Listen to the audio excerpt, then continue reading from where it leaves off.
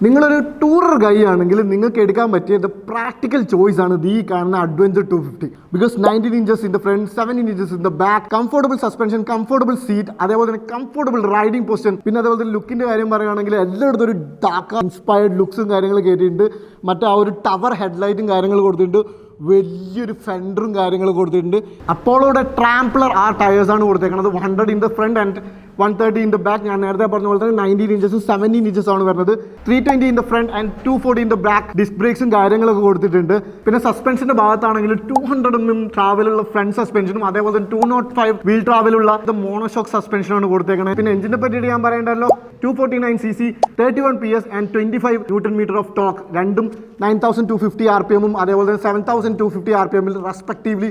പവറും ടോർക്കും പ്രൊഡ്യൂസ് ചെയ്യുന്ന ഒരു എഞ്ചിനാണ് കൊടുത്തേക്കുന്നത് എഞ്ചിൻ വെൽ പ്രൂവ്ഡ് ആണ് ബിക്കോസ് നമ്മൾ ഓൾറെഡി ആ 250 cc കണ്ട സെയിം എഞ്ചിനാണ് SOHC വരുന്നത് അതിൻ്റെ കൂടെ തന്നെ TFT